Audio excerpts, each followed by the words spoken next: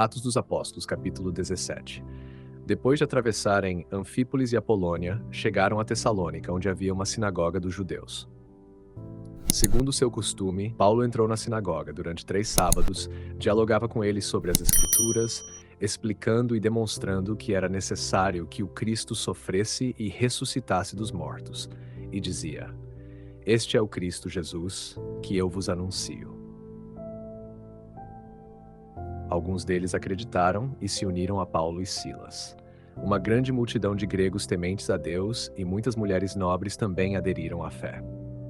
Movidos por inveja, os judeus reuniram alguns homens maus da praça e provocaram um tumulto na cidade. Dirigiram-se à casa de Jasão, procurando levar Paulo e Silas ao meio do povo. Não os encontrando, arrastaram Jasão e alguns irmãos até os magistrados da cidade, clamando: Estes que têm agitado o mundo inteiro também vieram para cá. Jasão os acolheu, e todos eles agem contra os decretos de César, dizendo que há outro rei, Jesus. A multidão e os magistrados se agitaram ao ouvir essas palavras, mas depois de receberem fiança de Jasão e dos outros, deixaram-nos ir. Os irmãos enviaram imediatamente Paulo e Silas de noite para Bereia.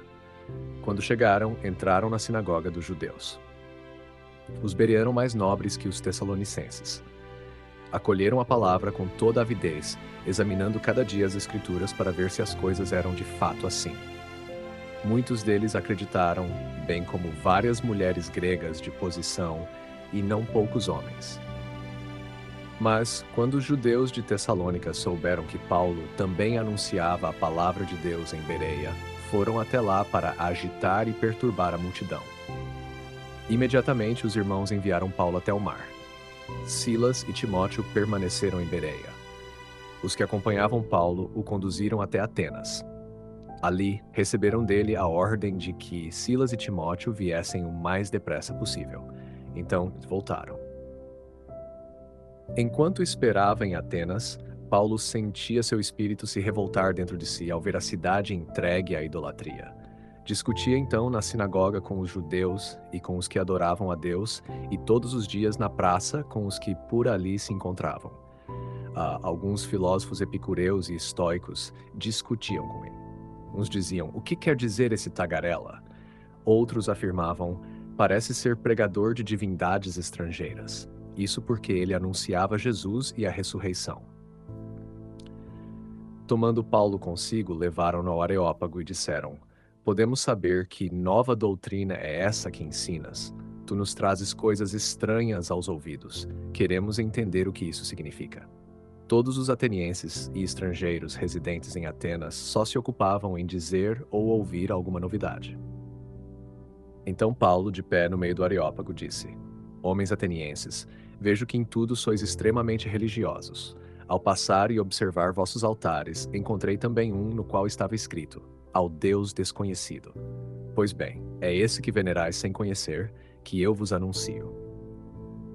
O Deus que fez o mundo e tudo o que nele existe, sendo Senhor do céu e da terra, não habita em templos feitos por mãos humanas.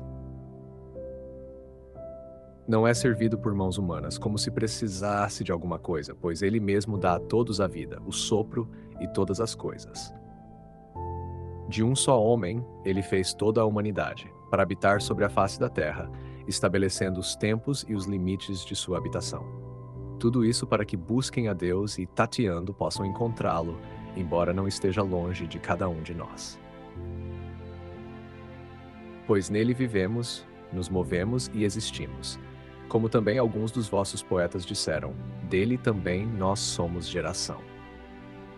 Sendo nós, portanto, geração de Deus, não devemos pensar que a divindade é semelhante ao ouro, à prata ou à pedra, obra da arte e da imaginação dos homens. Ora, Deus, não levando em conta os tempos de ignorância, agora anuncia aos homens que todos, em toda parte, se arrependam. Pois ele estabeleceu um dia em que julgará o mundo com justiça, por meio do homem que designou, e deu a todos a prova disso ao ressuscitá-lo dentre os mortos, Jesus Cristo. Quando ouviram falar da ressurreição dos mortos, alguns zombaram. Outros disseram: nós te ouviremos sobre isso outra vez. Assim, retirou-se do meio deles. Paulo retirou-se do meio deles. Alguns, porém, uniram-se a ele e creram, entre eles de Areopagita, uma mulher chamada Dâmaris e outros com eles. Comentário patrístico selecionado. São João Crisóstomo, homilia 28 sobre Atos 17.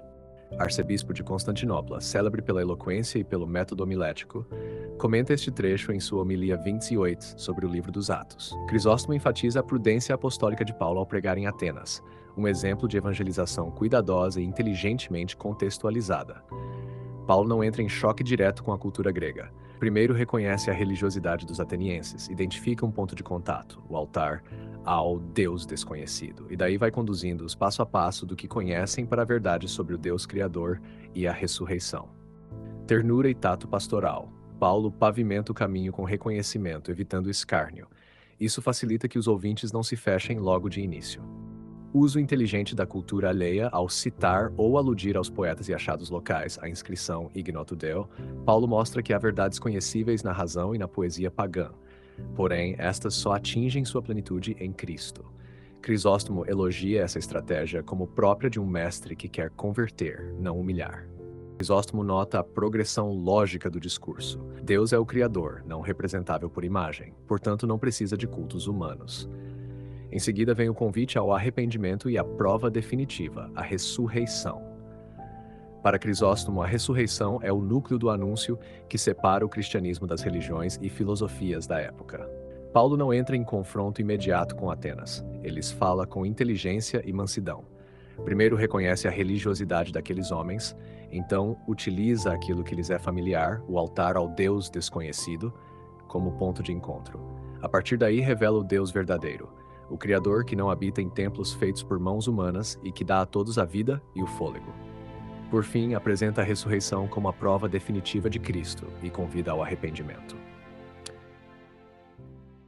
Queridos ouvintes, chegamos ao fim deste audiolivro e quero expressar minha profunda gratidão a todos que permaneceram conosco até aqui. Sua dedicação em acompanhar essa obra é um verdadeiro sinal de busca pela sabedoria e pelo crescimento espiritual. Que o conteúdo ouvido possa nutrir sua alma e fortalecer sua fé. Aproveito para convidá-los a explorar as playlists do canal Caminho Católico, onde vocês encontrarão outros tesouros espirituais.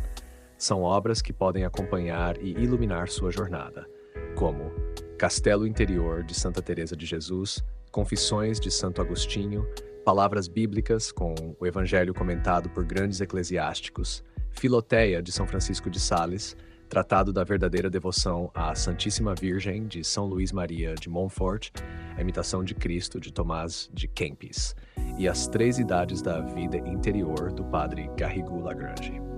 Cada uma dessas obras oferece um caminho profundo de reflexão e conversão, e espero que possam encontrar nelas a mesma riqueza espiritual que proporcionaram a tantas gerações. Nosso canal está sempre aberto para quem deseja aprender e crescer na fé. Continue nos acompanhando e compartilhando essa jornada espiritual. Mais uma vez, obrigado por sua presença e que Deus abençoe a todos.